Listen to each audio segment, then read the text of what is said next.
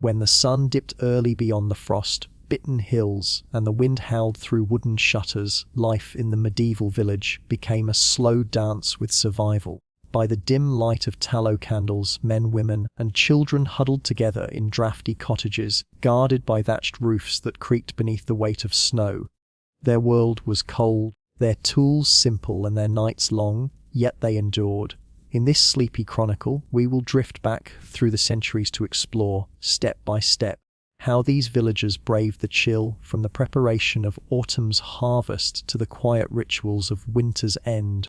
The air in late autumn carried a heaviness that every villager knew well. It was not yet the biting cold of deep winter, but rather a slow, creeping chill, like fingers of ice brushing along the skin, whispering of the months to come. The sky lingered in a pale grey, and the sun, wary and unwilling, took its time to rise, only to slip back behind the distant hills before the day felt properly begun. By the final weeks before winter, life in the medieval village slowed to a steady, methodical rhythm. The work was no less important than during the harvest season, yet it was quieter, more inward. The loud clatter of scythers cutting through grain was gone. The bustle of markets and traders winding through the muddy paths had dwindled. Now, there was only the soft crunch of footsteps across frost-tipped grass, the creak of wooden gates as livestock were ushered into warmer enclosures, and the faint smell of smoke drifting from every chimney. These were the preparatory days, the weeks in which survival for the entire winter was determined. A family's comfort, safety, and even life depended on the work done now. In small, low-roofed cottages, people worked in unison, each knowing their part. Grain was the village's greatest treasure at this time. Barley, rye, and oats were gathered earlier in autumn, but now the work turned to storing them. Large sacks, coarse and sturdy, were filled with dried kernels and tied tight to keep out mice. These sacks were stacked in the lofts of cottages or in small, communal granaries, the air heavy with the earthy scent of dried grain. The villagers knew exactly how much was needed to last until the first new crops could be gathered in spring, and they also knew how quickly an unexpected blight or an infestation could empty those reserves. Meat, though far less abundant than grain, required equal care. The autumn slaughter had already taken place, where pigs, sheep, and sometimes even a cow were butchered in preparation for the lean months ahead. Every usable scrap was preserved, salted, smoked, or dried in the slow, curling smoke of the hearth. Fat was rendered down into tallow, not only for cooking but also for the making of candles, which would be precious in the dark winter evenings. The women, often joined by older children, spent long hours in the dim light of the cottage, filling clay jars with dried beans, lentils, and peas. The lids were sealed with wax or cloth to keep moisture and pests away. Bundles of herbs, rosemary, thyme, sage, hung from beams, their scents filling the room and mingling with the smoky air. In the cool corners of the cottage, baskets of onions, garlic, and turnips waited in the shadows, their skins rustling softly whenever a hand reached for them. Carrots and parsnips were packed carefully into barrels of damp sand, a method that could keep them fresh for months. As the days shortened, the men of the village turned their attention to the cottages themselves. A roof with even the smallest gap could invite disaster. Snow or rain could seep in, rotting timbers or soaking straw bedding, so ladders were set against the thatch, and skilled hands worked slowly and patiently, weaving fresh straw into the places where the old had thinned. Each movement was deliberate, for thatching was not a task to be rushed. The pattern of overlap determined whether the roof would hold through the worst storms. Walls, too, needed care. Many cottages were wattle and daub, a lattice of wooden strips coated in a mixture of mud, straw, and animal dung. Over the summer and autumn, cracks appeared, and now these were patched, fresh daub pressed into place and smoothed by caloused hands. As the repairs dried, the scent of earth filled the air, grounding the home in the smell of the very land it stood upon. No preparation was more essential than gathering fuel for the hearth. Without fire, there was no warmth, no cooked food, no protection from the long nights. Wood was cut steadily through the earlier part of the year, but now every able-bodied person lent a hand in hauling it from the surrounding woods. The best wood for burning, oak, ash, beech, was stacked in neat, careful piles raised slightly off the ground to keep it dry. Poorer families relied more on peat, or dried animal dung, gathered and shaped into bricks earlier in the year. Though these fuels burned with less heat and more smoke, they could stretch a family's resources through the depths of winter. The village pathways were busy with small processions, carts pulled by oxen creaking under the weight of logs, children balancing bundles of kindling on their backs, and men carrying heavy axes, their blades gleaming faintly in the pale light. The work was constant, but it was not frantic. The villagers had done this for generations, and the rhythm was as old as the land itself. Yet beneath the steady pace lay an unspoken urgency. Everyone remembered winters when supplies had run low, when illness swept through, when snow buried the roads and no one could reach the next village for weeks. And so, each repaired roof tile, each sealed jar, each stacked log was more than just a task completed. It was a silent promise of survival. The first snow of the season often arrived without warning, drifting down from a sky the color of pale slate, settling gently upon the thatched roofs and the bare branches of the village trees. At first, it came in small, hesitant flakes, melting on contact with the earth, vanishing into the dampness left by the autumn rains. But within hours, the flakes grew larger, heavier and more insistent, clinging to the cold ground, gathering along fence posts, and softening the hard lines of the cottages. By nightfall, the village was wrapped in a muffled silence, broken only by the occasional bark of a dog or the lowing of cattle in their stalls. With the snow came a change in rhythm. Life, which had been filled with outdoor labor during the weeks of preparation, shifted inward. The paths between cottages, once busy with footsteps and carts, grew empty. Villagers moved quickly when they had to leave the warmth of their homes, their breath clouding the air, their boots leaving a trail of prints that would soon be covered by the falling snow. Even the animals seemed to understand that the season of stillness had arrived, huddling together in the barns or under crude wooden shelters built to block the wind.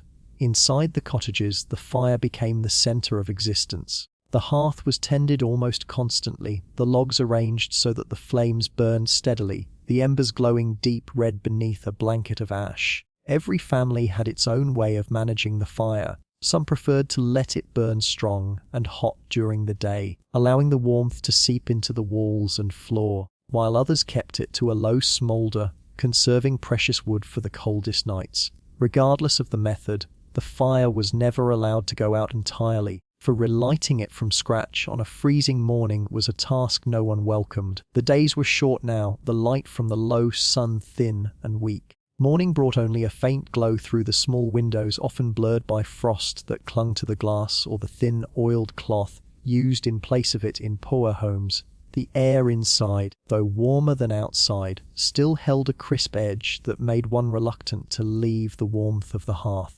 Tasks that could be done sitting near the fire were preferred: mending clothes, repairing tools, weaving baskets, or spinning wool into yarn. Clothing, more than ever, became a matter of survival. Thick woolen tunics, fur-lined cloaks, and layers of linen undergarments were worn day and night, removed only when they needed mending. Mittens made from scraps of wool or rabbit fur were passed down from one winter to the next, patched so many times that the original material was often hidden beneath layers of repair.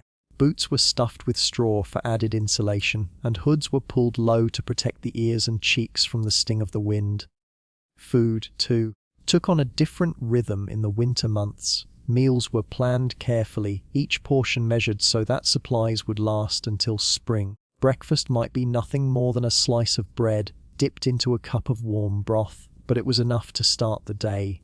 The main meal, taken in the middle of the day when the sun was highest, was heartier, a thick pottage made from whatever vegetables were available, sometimes with a scrap of salted pork or a handful of dried peas. Supper was lighter, often a small portion of the midday meal reheated over the fire. The sounds of the village changed as well. The clatter of tools, the chatter of neighbours working together in the fields, the rumble of carts, all were replaced by the softer, more intimate noises of winter life. The crackle of logs, the bubbling of a pot over the fire, the low murmur of voices as families talked or sang quietly in the evenings. Outside, the snow-absorbed sound, making the world feel smaller, more enclosed.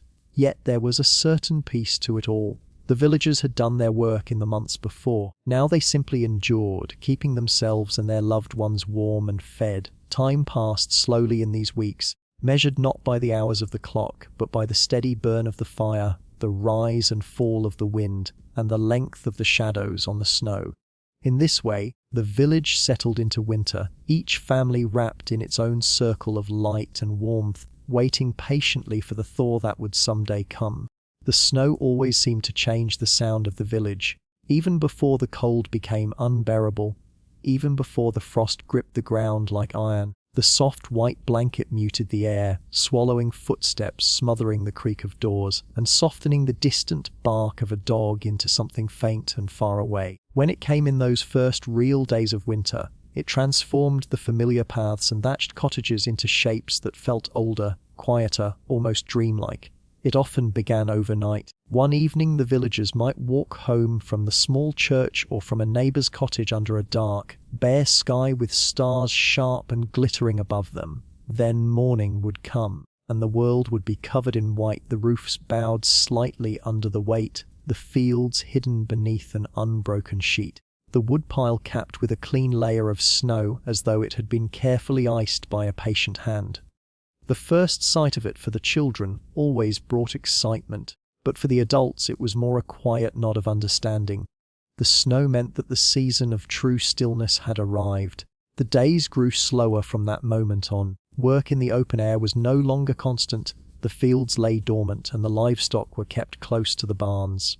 The pathways, once worn into mud by many feet and hooves, now vanished into smooth expanses of snow. Villagers walking between cottages moved quickly, hunched against the wind, their boots sinking into the cold surface with each step, leaving deep prints that would soon be filled in by the next flurry. Inside the homes, the hearth took on even greater importance. It was not merely a place to cook meals or warm hands. It was the centre of life itself. Families arranged themselves around it, the oldest members nearest the flames, the younger ones bringing in fresh logs or crouching to poke at the embers with a stick. The fire had to be managed with care, never allowed to die down entirely, for to wake in a cold, dark house and try to coax a spark from damp kindling was a misery everyone hoped to avoid. Firewood was treated like treasure. The driest logs, stacked closest to the door, were chosen for the coldest hours of the night. Greener wood, which burned slower but with more smoke, was reserved for times when the chimney could handle the extra haze. Smaller branches and twigs were saved for kindling, their snapping and popping the opening music of each new fire. For poorer families, the peat bricks and dung fuel, though less pleasant, were rationed carefully to stretch as far into the season as possible. The light that filtered through the small cottage windows was pale and brief. Morning began late and ended early, the sun often hidden behind layers of grey cloud. Frost gathered in delicate patterns on the window panes or on the oiled cloth that served in place of glass. Sometimes a curious child would press a fingertip to the frost, leaving behind a small clear circle where the ice melted away. The cold seeped through these same windows, making the space near them less desirable. Most gathered instead near the fire's reach, working by its flickering light. Indoor tasks became the heart of daily life. Clothing had to be mended, sometimes over and over again, for no one could afford to replace a torn tunic or a worn pair of mittens in the middle of winter. Women spun wool into yarn, the spindle turning slowly between calloused fingers, the thread collecting in loose coils ready for knitting or weaving.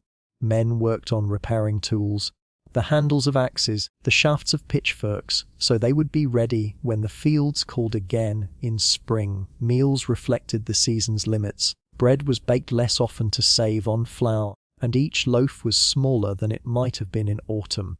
The main meal of the day was usually a thick pottage, its ingredients shifting with whatever was available: carrots, onions, parsnips, dried peas, a handful of barley, perhaps a sliver of salted pork if the family had been fortunate in the autumn slaughter. The pot would simmer for hours, the warmth of its steam filling the air with a scent that made the long wait for supper bearable.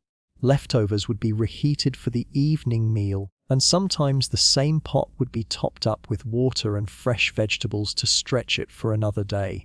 The livestock had their own winter rhythm. Cows and goats were kept in barns or sheds, their breath rising in small clouds. They were fed from the hay stored in the lofts, each pitchforkful carefully measured to make the supply last until the first shoots of spring grass. Chickens stayed in coops, their egg-laying slowed or stopped entirely in the cold. Sheep, with their thick wool, fared better in the chill but still needed shelter from the wind and snow. Caring for them was one of the few reasons villagers ventured outdoors for long stretches in these months. The sounds of winter were subtle, but they carried meaning. The creak of the barn door in the morning meant the animals were being tended. The slow scrape of a chair across the floor signaled someone moving closer to the fire. Outside, the faint whistle of wind around the corners of the cottage could rise to a low, unbroken moan when the storm winds came. Snow sometimes slid from the thatched roofs with a soft thump, startling those inside. Evenings were the longest part of the day, and yet they passed in their own way. With the fire's glow casting long shadows on the walls, families would talk quietly, tell old stories or recite prayers. Some sang softly, voices blending with the crackle of the fire. Children might doze off on a parent's lap, wrapped in blankets or thick cloaks. The night beyond the window was absolute. A darkness without lanterns, without moonlight on cloudy nights. A darkness so complete it seemed to press gently against the walls. Though the days were repetitive, there was comfort in the sameness. The villagers knew this cycle, had lived it year after year. They accepted the stillness and the slow passage of time because it was the way of survival. They could not force the sun to return earlier or the snow to melt sooner. All they could do was keep the fire alive, keep the food from spoiling, and wait for the day when the frost would retreat. When a clear morning came after days of snow, the village seemed to breathe differently. The sunlight, though still weak, sparkled on the frozen ground, and the air felt sharper and cleaner.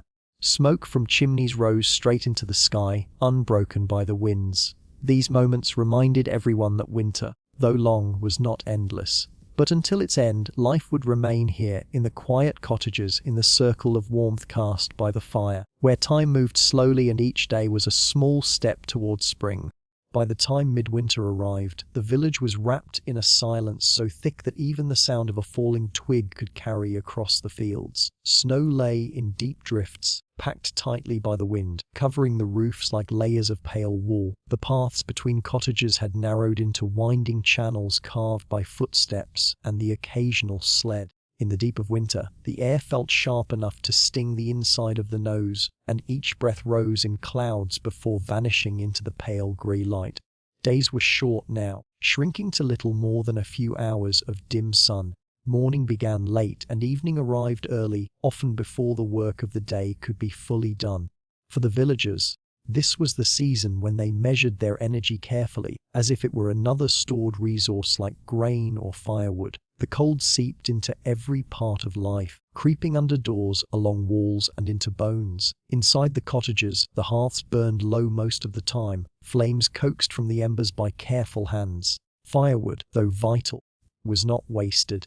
A log might be allowed to smoulder for hours, releasing a slow, steady warmth. Too much heat too quickly meant the pile in the shed would vanish before the season turned, and so families learned to live with a certain degree of chill in the air. Clothing was worn in layers, each garment holding in what little warmth the body produced. Wool tunics were paired with coarse linen underneath, and thick cloaks hung from pegs near the door, ready for anyone who dared step outside. At night, the sleeping spaces became shared havens, bodies pressed together under furs and blankets, each person lending their warmth to the next. The cottages might still be cold enough for frost to gather on the inside of the shutters, but the huddled closeness offered a kind of comfort no fire could match. Food in this peak of winter was plainer still than in the early weeks of the season. The best stores had been eaten, leaving the tougher grains, root vegetables, and the salted or smoked meat that could last until spring. Meals were functional rather than festive, served not to delight the tongue but to keep the body going.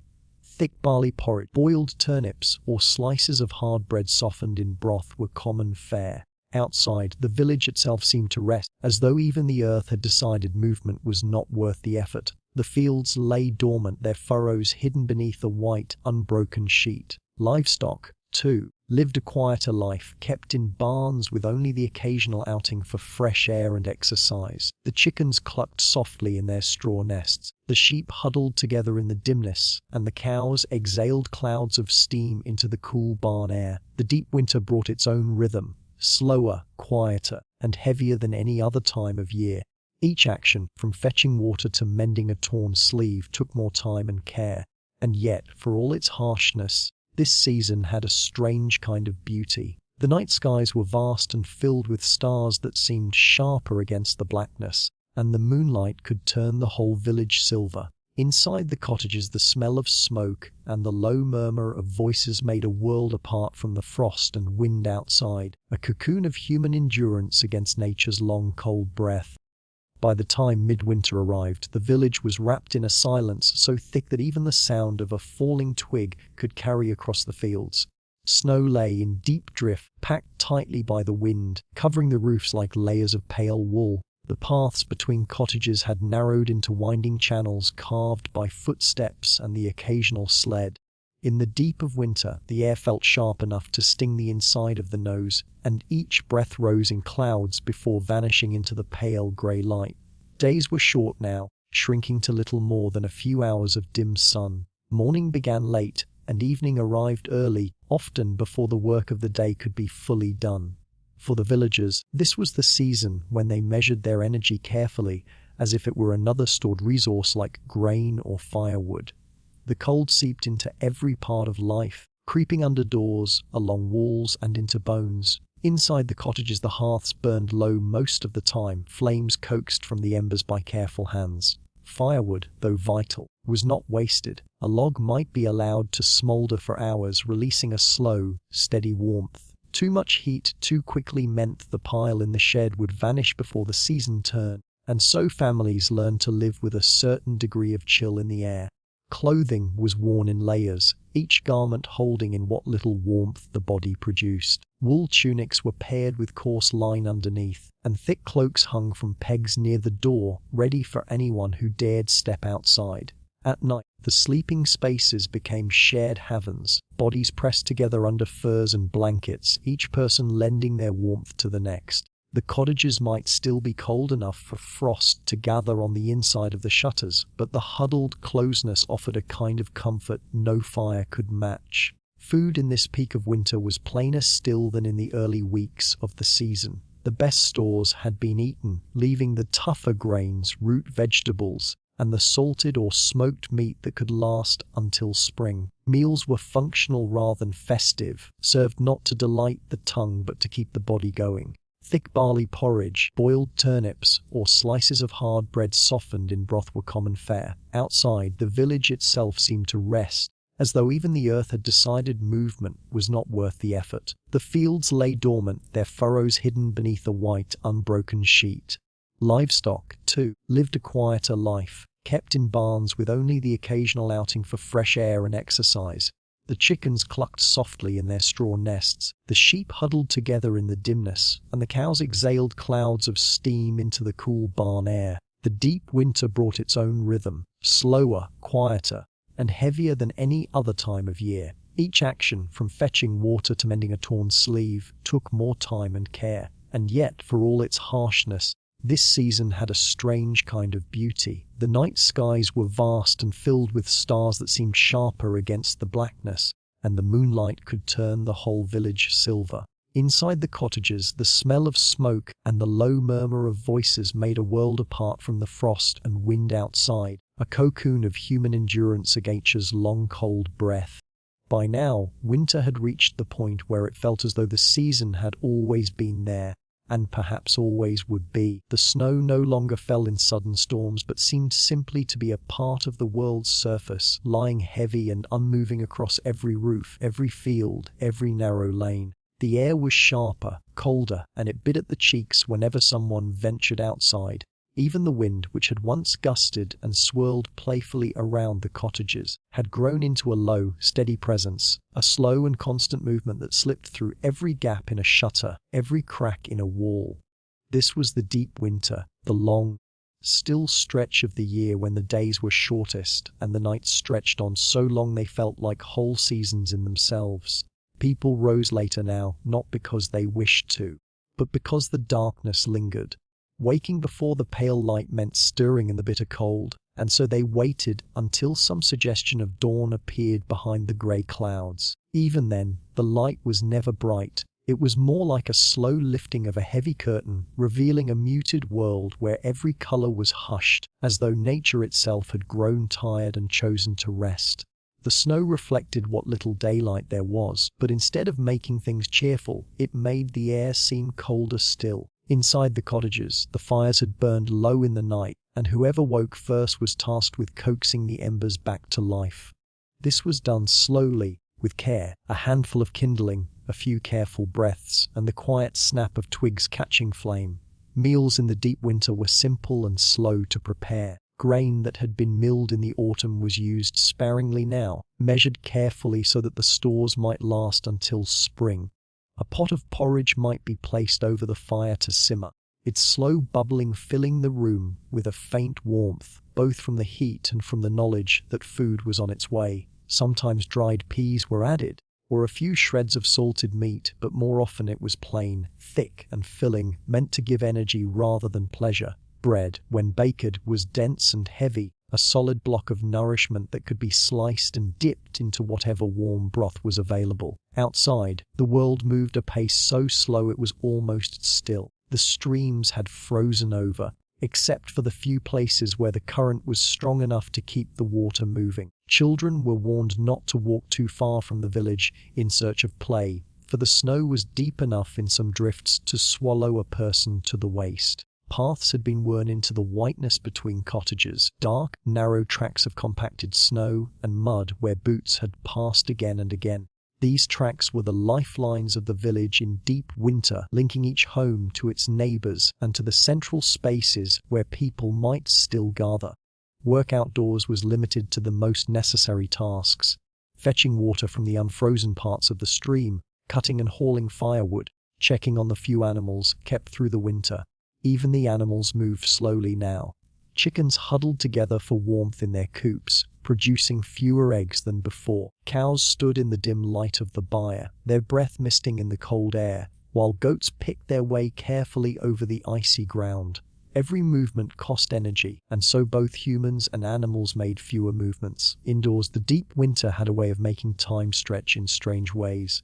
Hours could be passed in silence, the only sounds being the crackle of the fire, the occasional creak of wood, or the muffled sound of wind outside. Some used this time for mending clothes, patching worn spots in woolen tunics, or repairing mittens whose seams had come loose. Others carved small items from wood: spoons, simple toys, handles for tools that might be needed again when the warmer months returned. The repetition of these tasks was steady and calming, a rhythm that filled the hours without hurrying them along.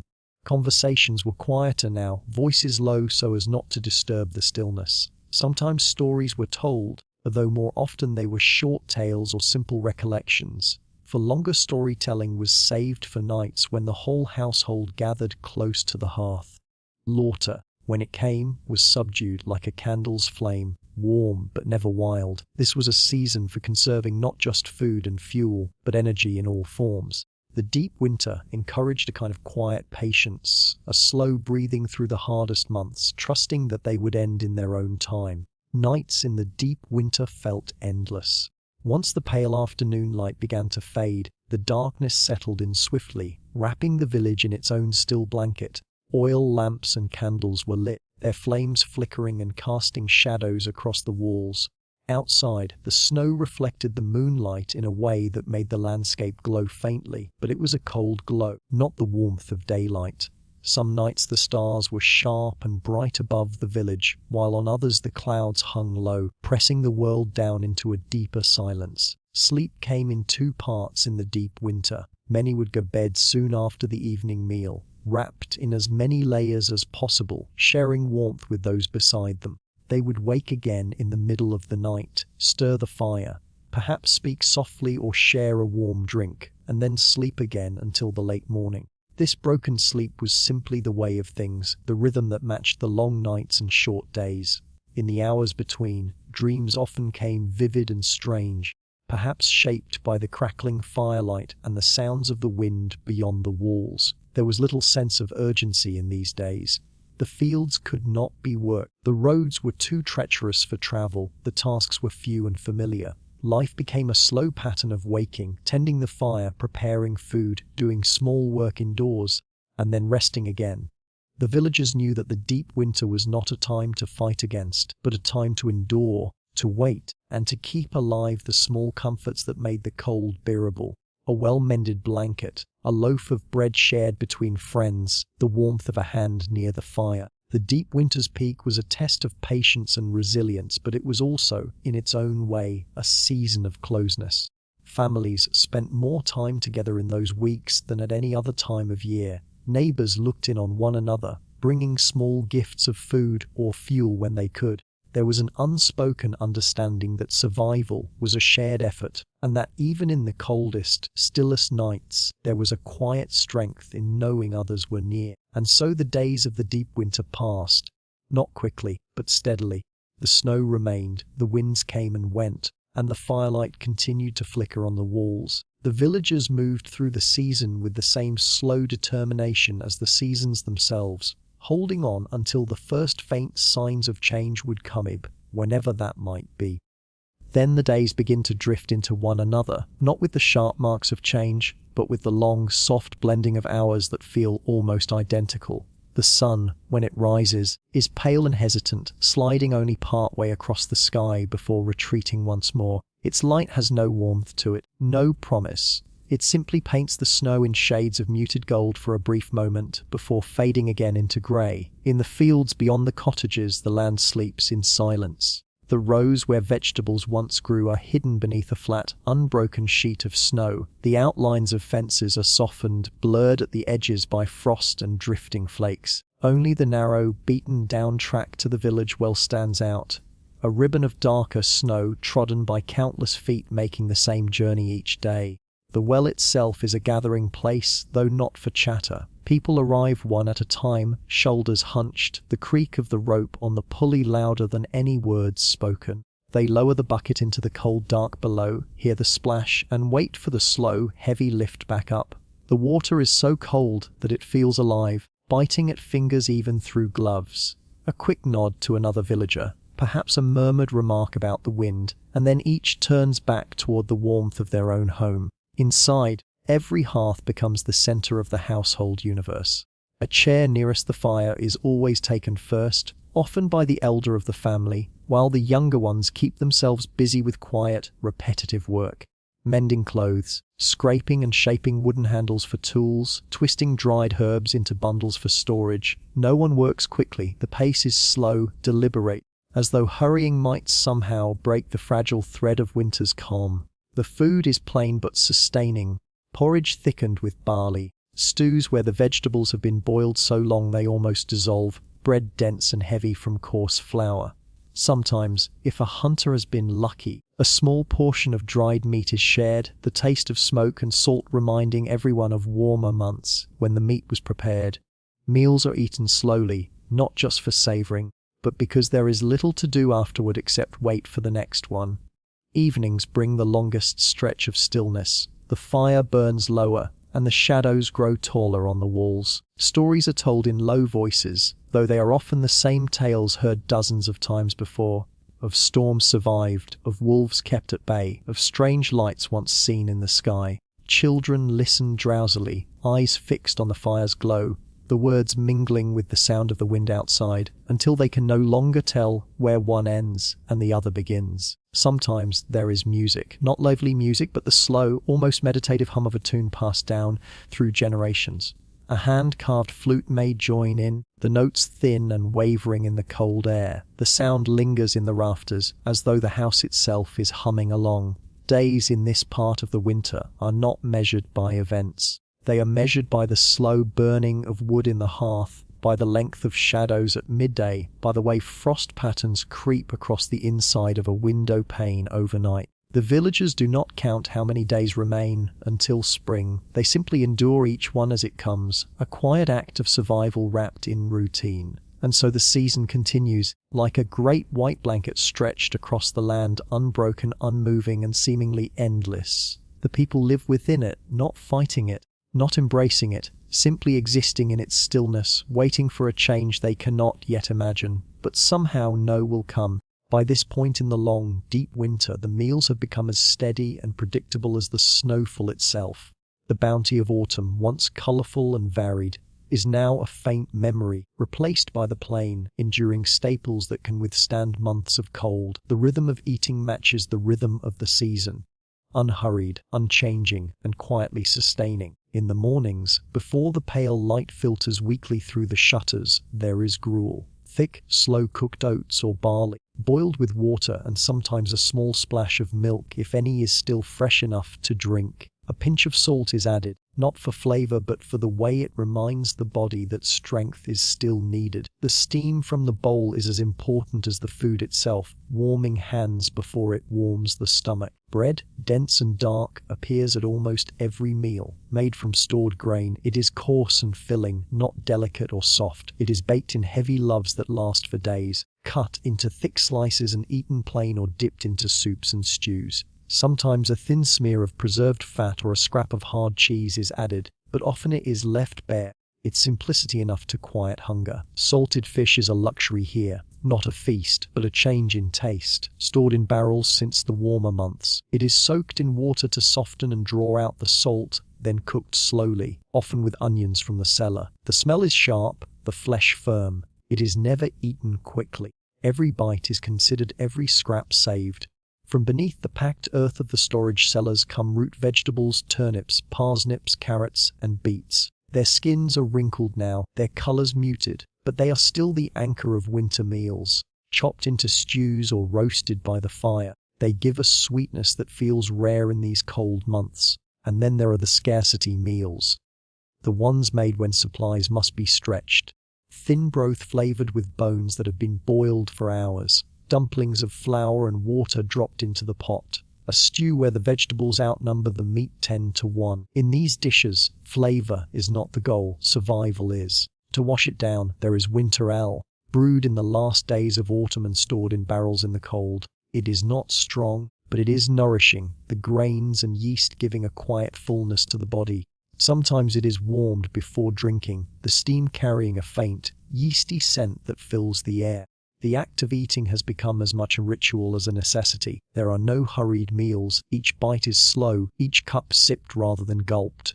Around the table, the quiet continues, the scrape of a spoon, the clink of a mug, the occasional crackle from the hearth. Hunger is never fully chased away, but neither does it grow unbearable. It is managed like the cold, with patience and rhythm. Even the children have learned this way of eating. They chew without fuss, knowing there will be no other choice of dish, no surprise treats hidden in the larder. Food is not excitement, it is endurance. Outside, the snow continues to fall, and inside, another pot is set to simmer. The scent of vegetables and grain mixes with the smell of wood smoke, settling into the very walls. Meals are not moments of celebration, but of quiet confirmation. The body fed enough to face another long, frozen day.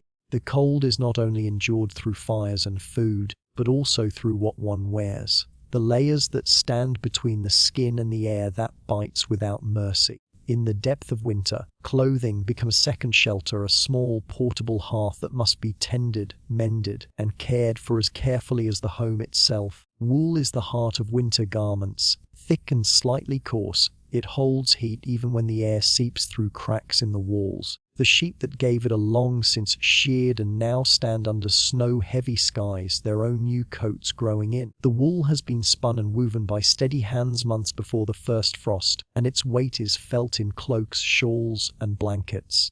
When worn, it smells faintly of lanolin, a scent that clings to the fiber and reminds one of the warmth of the living animal it came from. Fur is rarer, but it is prized. It comes from the hunt or careful trade. Fox, hare, sometimes deer. It lines hoods and cuffs, the places where the cold is most eager to slip in. A fur-lined collar can mean the difference between enduring the wind and being driven back inside. The soft inner side rests against the neck and cheeks, trapping the breath's warmth before it escapes. Layers are the true art of winter dressing. One garment alone, no matter how fine, cannot keep the body warm for long. First comes the base, a simple linen or wool shirt worn close to the skin. Over it, heavier tunics, vests, and sometimes quilted pieces stitched with whatever scraps of cloth could be found. Then, a thick outer layer, often patched from older coats, keeps the wind at bay. Garment making in winter is not hurried. It is done beside the fire, the slow pull of the spinning wheel turning fleece into thread, the steady rhythm of weaving filling the long evenings. Needles move through cloth with patient precision, mending tears, reinforcing seams, and turning worn fabric into something new again. Nothing is wasted. Even threadbare sleeves can be cut into mittens, and frayed hems become bindings for socks. Children's clothing is adjusted rather than remade entirely. Sleeves are lengthened with added cuffs, hems lowered with strips of cloth, and waists let out with laces instead of buttons. In this way, garments grow with their wearers, lasting through more than one hard season. There is no vanity in winter attire, only function. Bright colors fade in the dim light, and fine details hide beneath the frost. Yet each piece tells a quiet story of hands that worked through long nights, of materials gathered over seasons, of the silent trade between those who have fur to spare and those who can weave wool into warmth. When the cold is sharpest and the wind presses against the door, people pull their hoods close, draw their cloaks tighter, and trust in the layers they have built.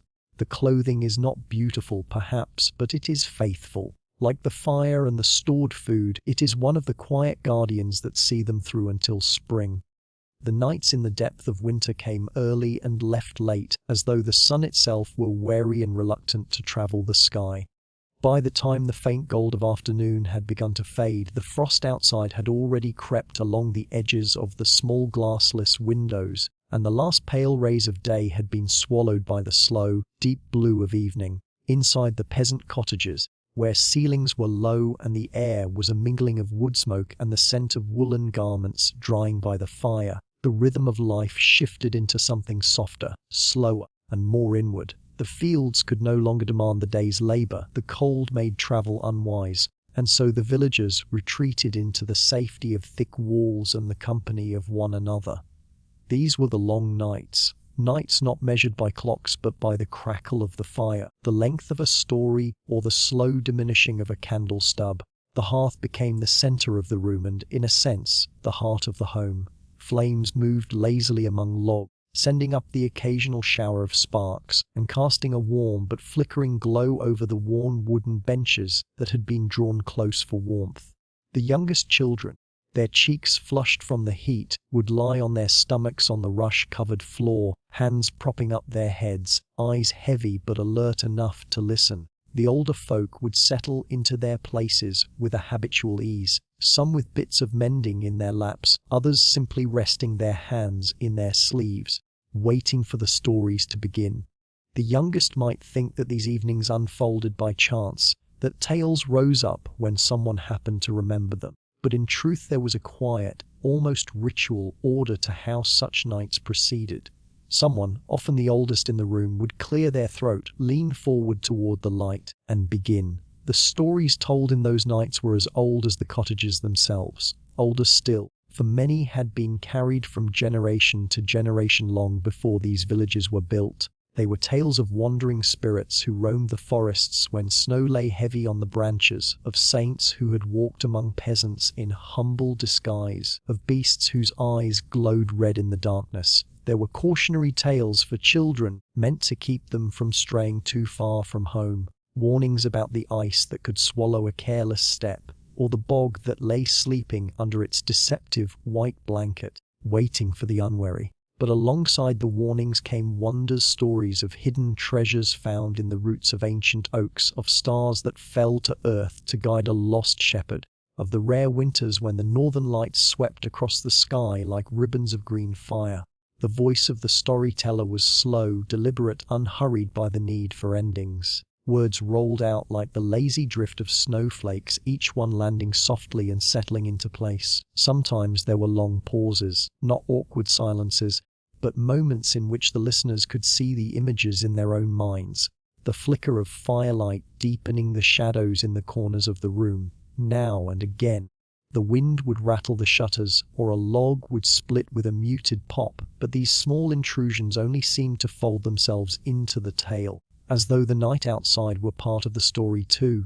Music had its place in these long nights as well, though rarely in the grand, courtly fashion of lutes and harps. Here it was the low, droning hum of a simple fiddle, the soft rhythmic tapping of a foot against the floorboards, or the clear, unaccompanied voice of someone singing an old winter ballad. Such songs were not just ornament. They were memory. A verse might recall a past famine or a great snowfall that had buried the roads for weeks. Another might speak of weddings that had taken place despite the cold, with guests trudging for miles drifts to bring blessings and gifts. And sometimes, when the mood was lighter, the songs would be playful, teasing the young men and women in the room, or recounting the humorous misadventures of some hapless villager from years past. Superstition, too, found its way into the hours after dark. It was believed that certain nights, especially those between the old year and the new, were thin, as if the walls between the living and the dead could be crossed with little effort. On such nights, candles were left burning in windows to guide friendly spirits, and a small piece of bread or cheese might be placed on the hearth for any unseen guests. Some would refuse to whistle after sunset, lest they draw the attention of wandering souls. Others swore that if you sat in silence long enough and listened past the crackle of the fire, you could hear the snow itself whispering as it fell. The passing of time in these evenings was gentle and almost unnoticed. A story would give way to a song to a moment of shared laughter, and laughter back again to a tale. There was no rush to reach a conclusion, no sharp break that declared the night over. One by one, heads would nod and eyes would close, until those still awake spoke in quieter voices so as not to disturb the sleepers. The fire would burn lower, the shadows grow longer, and eventually, without anyone deciding it, the night would become silence. The last embers would glow in the hearth, holding back the dark just enough until the pale morning came again. And so it would go, night after night, until winter began its slow retreat. These long evenings of entertainment and folklore were not mere diversions. They were a way of holding on to warmth when the air outside would take it from you, of keeping the bonds between neighbors strong when the fields lay empty, of reminding one another that the cold was not endless, and that spring, however distant, was already on its way. It was on nights like these, when the wind outside had no melody but its own hollow moan and the walls of wattle and daub creaked softly in their age, that the hours stretched in something larger than time itself. Darkness, once it fell, did not hurry away again. It was a patient thing in winter, holding the world in its cold hands, drawing a deep breath that would last until the hesitant light of dawn returned. Inside the peasant's dwelling, a single, low-ceilinged room warmed by the central hearth, the family gathered as if the cold and the dark were a tide pressing against the door. There was no thought of venturing out now, no need except for tending to the animals or retrieving a stray log from the woodpile. Once the shutters were fastened, the long night had claimed its keepers. The fire was the heart of the evening, and its embers a soft pulse in the dimness. Peasants knew how to coax a fire into lasting through the night, even if it dimmed to the faintest glow beneath the ashes. Around it, the family clustered, seated on stools, benches, or the packed earth floor, leaning in toward the warmth and the flickering shadows that danced on the timber beams overhead. The smells of the day lingered here. The scent of boiled grain, the faint saltiness of cured fish, the earthy tang of stored turnips. A pot might still hang over the fire, holding the remnants of the evening's gruel, to be reheated if anyone grew hungry before bed. With work done and daylight gone, the night unfolded differently than the day, not with haste, but with the slow turning of thoughts and the weaving of voices. Storytelling was not an occasion so much as a rhythm, as common to the winter night as the fire's warmth. There were no books in most homes, and few could read, but memory was its own library, and words passed mouth to mouth as carefully as any treasured item. Grandparents, with voices softened by age, told tales they had heard as children themselves. These stories were not merely for amusement, they were the way history's customs and warnings were carried forward. Some tales were of the land, how it had once been shaped by spirits, or how certain trees had sprung from the tears of wronged maidens. Others were of saints whose steadfastness in the face of hunger or cold mirrored the listeners' own lives. There were cautionary tales of foolish travelers who strayed from the road in snowstorms and were never seen again, their spirits wandering as will of the wisps to mislead the living. Even the smallest child could tell such stories in fragments, filling in what they remembered from hearing them over and over again. The flicker of the firelight could make the carved wood of the cross on the wall seem to move, and the iron pots gleam with a shifting, liquid brightness. This dim light lent itself to tales of things unseen, ghosts that passed through locked doors, fair folk who danced in moonlit meadows, beasts that spoke in human voices when the snow lay deep enough to swallow the paths. The night seemed to invite such imaginings, and the longer the darkness lasted, the more real these figures felt. When the voice of a storyteller grew hoarse, another would take over. Sometimes the youngest, eager to prove their memory, would attempt a folk tale, only to have the elders correct them in soft interruptions. There was no hurry to reach the end of a story, the telling itself was the point. Words could be repeated, embellished, slowed down, or stretched into pauses while a log was shifted in the fire. If a gust of wind rattled the shutters at just the right moment, it could become part of the story, proof that the spirits were listening. Songs also had their place in the night. Some were work songs slowed to a gentle pace, sung as lullabies to the younger children. Others were seasonal, marking the deep midwinter and the hope for spring. The melodies were simple, carried by untrained voices that blended into the crackle of the fire. In some villages, there were special songs meant to drive away ill luck, verses sung softly into the corners of the room, as though sealing it against the cold's malice. There were games, too, though they were modest by modern reckoning. Pebbles could become pieces in a game of chance. A length of string could be knotted and unknotted into puzzles. Riddles passed the time as well, their answers often obvious to the elders but left for the younger ones to guess.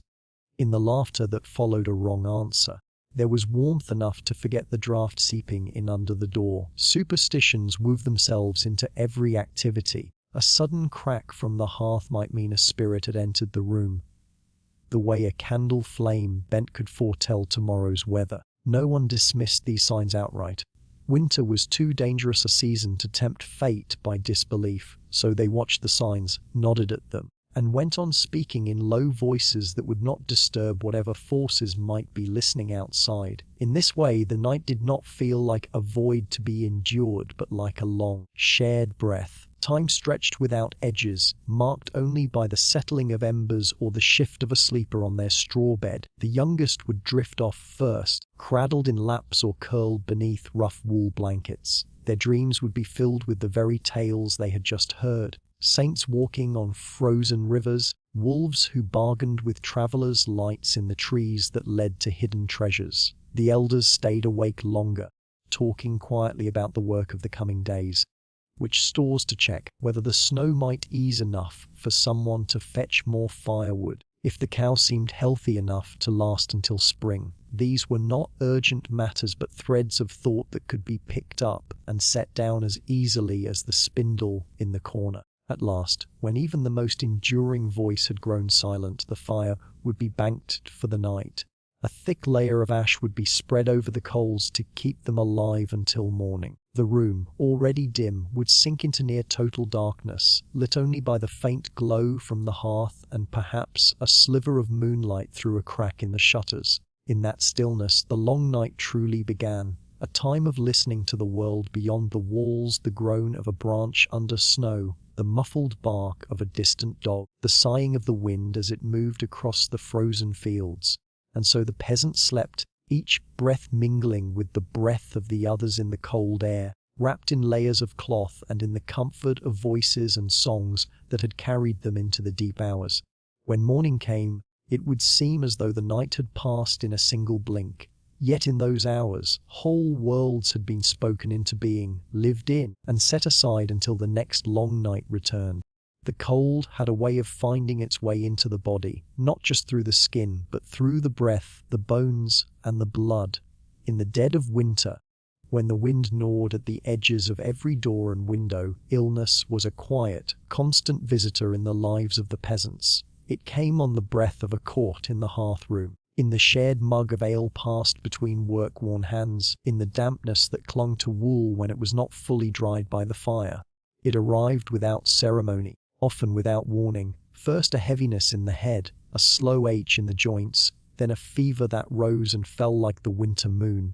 There were no doctors here, not in the small thatched villages scattered between frozen fields. To speak of a doctor was to speak of someone far away, someone for the lords and the rich townsfolk, not for those who tilled the earth or carded wool for a living. The peasants had their own healers, men who knew the language of leaves and roots, who could read the signs of sickness in the way a man's skin flushed or paled, in the way his breath rattled when he lay down at night. These healers did not wear fine robes or carry polished instruments. They worked what the land and the season gave them. Herbs were the first line of defense. In the warmer months, when the meadows were rich and green, the wise women gathered what they could. Chamomile for fevers, yarrow for wounds, sage for coughs, mint for the unsettled stomach. They dried the bundles in the rafters, the leaves turning brittle and curled by the time the frosts arrived. In winter, these stores became precious as gold. A pinch of dried thyme steeped in hot water could ease a chest heavy with phlegm. A poultice of crushed garlic and onion, wrapped in cloth and pressed to the skin, might draw out the sickness from deep inside. When a fever came, the sick were often wrapped in woolen blankets and kept near the hearth, where the heat from the fire licked at the air. Warm ale with honey was given to coax the body into sweating out the illness. If the fever broke, there was hope. If it lingered, the villagers knew the long nights ahead would be filled with worry. The healer might murmur prayers over the patient, half to comfort the sick, half to comfort themselves. Colds were as common as the snow. A runny nose, a sore throat, a cough that scraped the lungs. These things were endured as part of the season. Children sniffled and sneezed through the dark months, their chapped lips ringed with the white crust of dried breath. Mothers rubbed their chests with warmed goose fat. Believing it kept the chill from settling too deep, they brewed infusions of elderflower and linden blossom, and though the taste was bitter, they coaxed the children to sip it down. More dangerous were the winter fevers, the deep coughs that rattled a person for weeks until their breath came only in shallow gasps. Some called it chill of the lungs, others the wasting. In truth, it was likely pneumonia, though no one in the village knew that word. All they knew was that some survived and some did not, and the firelight in the sick room often burned low in mourning. For stomach troubles, there were simpler cures. Boiled barley water to settle the gut, or weak beer instead of river water, which could carry unseen sickness. If a person could not keep down food, a broth was made from bones and root vegetables, simmered until the air was heavy with its scent. It was not just nourishment, it was warmth. And warmth was always the first step toward healing. Superstition crept in alongside the herbs and the remedies. Some believed a sickness was the work of ill-wishing or wandering spirits that prowled the winter nights. To ward them off, charms were hung near the bed, sprigs of rosemary, a silver coin, a cross carved from rowan wood. Others spoke of the evil air that rose from the marshes, and on nights when the mist rolled thick, they shut the shutters tight and burned juniper to cleanse the house. The care of the ill fell mostly to the family, but in the closer-knit life of the village, neighbors often stepped in. A woman might take a turn sitting by the bedside through the long hours, feeding the fire and wiping the sweat from the brow of the sick. A man might bring a bundle of kindling or a small sack of flour when the household stores were too low for the caregiver to spare time for work. When the illness passed, the recovery was slow. Muscles weakened from days in bed needed time to grow strong again. The healer might recommend a tisane of nettle to restore the blood, or a mash of oats cooked in milk to build strength. And yet, sometimes, even when the cough faded and the fever was gone, the winter still claimed its due, leaving behind a lingering weakness, a pallor that did not lift until spring, if it lifted at all. In the cruelest winters, when the cold seemed to stretch without end, sickness could move through the village like a shadow, claiming the young, the very old, and those worn thin by work and hunger. When the church bell tolled, it was not for the hour but for a passing, and the sound echoed across the frosted fields like a solemn reminder of the season's harsh rule. And yet, life went on. The living tended the sick, tended the hearth, tended the hope that spring would return. Each illness survived was a small victory, each recovery a quiet celebration in the long battle against winter. The peasants had no physicians, no grand medicines, but they had each other, their knowledge of the land, and their stubborn will to endure. The healer's hut, dimly lit by a tallow candle, was always a place of quiet motion in these months.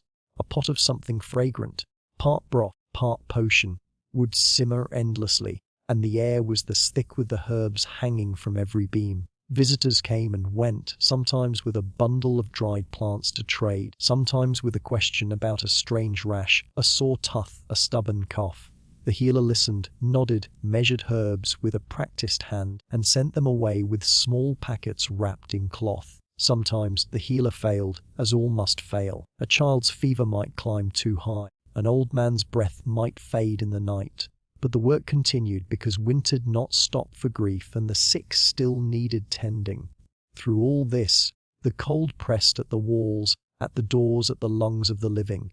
And yet, inside, in the dim light of the hearth, the fight against illness was fought one cup of tea, one poultice, one whispered prayer at a time.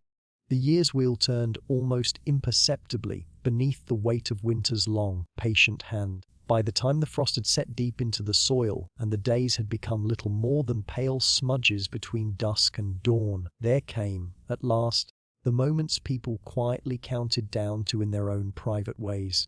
The festivals and feasts that marked the passing of time and the endurance of the community. It was not that these celebrations made the cold vanish. The chill still seeped through every stone wall and wooden beam, and the breath of animals in the barns still rose in slow clouds. But for a handful of nights and days each winter, warmth seemed to gather in places where it had no business existing. The air might remain biting outside, but indoors, the light of candles and the scent of roasting meat, or whatever was available, wrapped around people in ways that were more than just physical.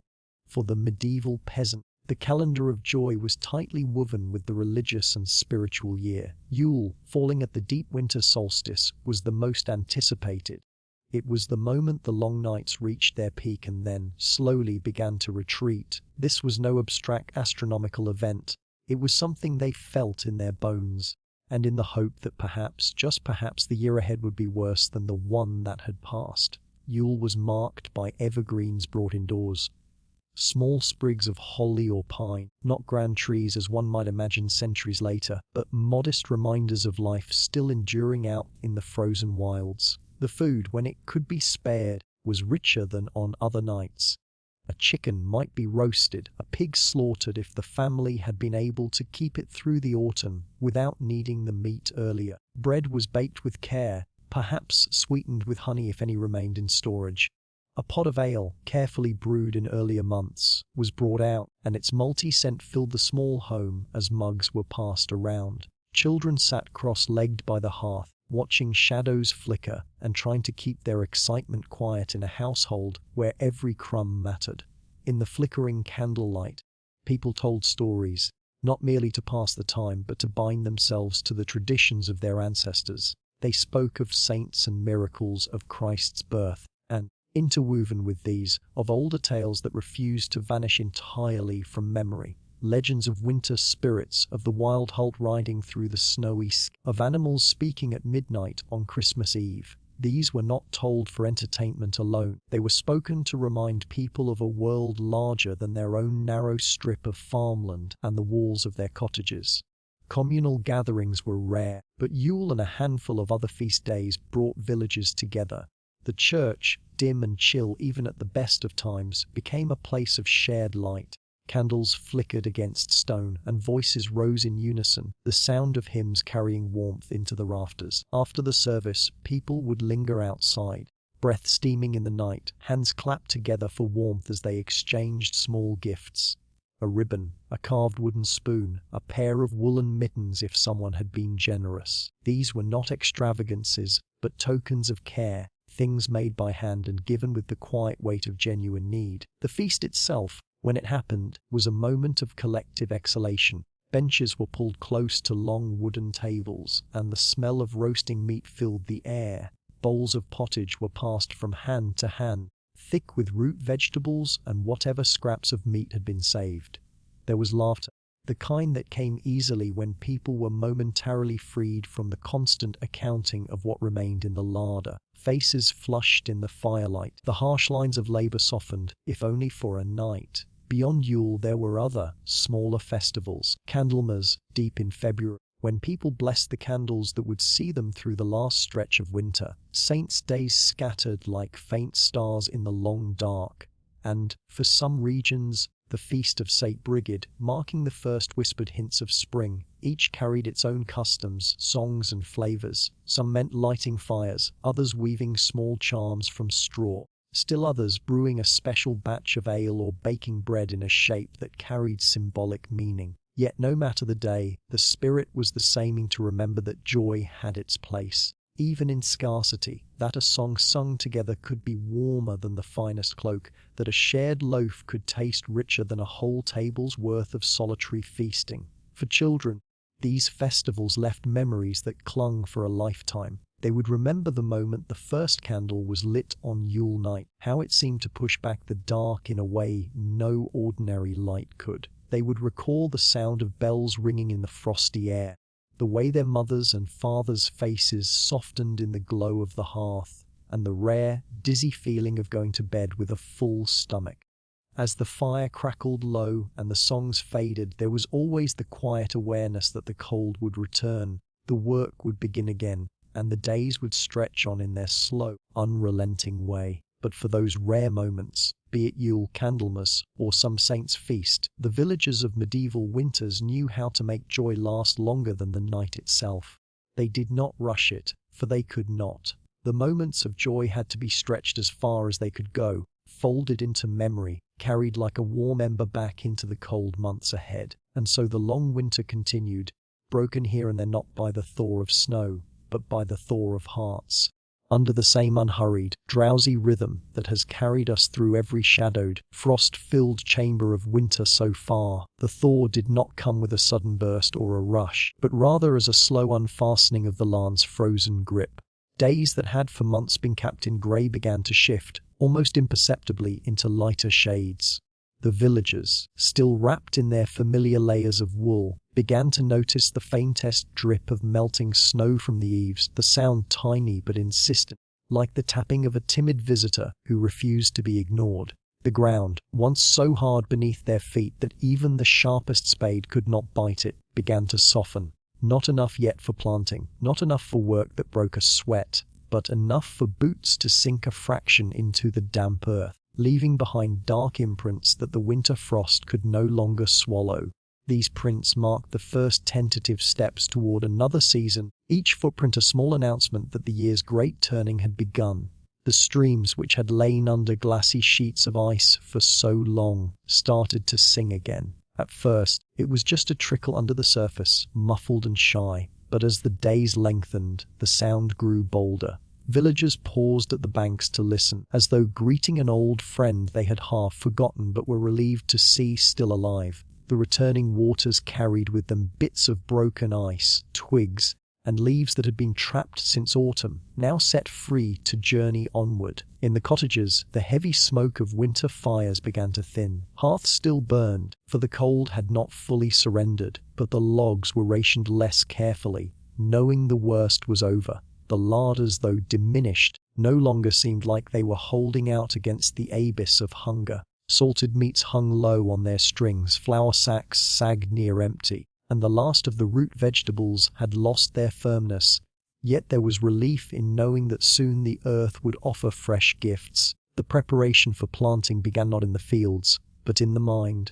Old sacks were pulled from rafters, mended where rats had nibbled or where damp had worn the weave thin. Tools were inspected, iron blades cleaned, handles were wrapped with strips of leather or cloth. Seeds, carefully saved from last year's harvest, were taken out and inspected in the weak sunlight that spilled through narrow windows. They were not yet placed into the soil, for the air still carried a bite, but their presence reminded everyone that green would return. Evenings remained long, though not as endless as in deep winter.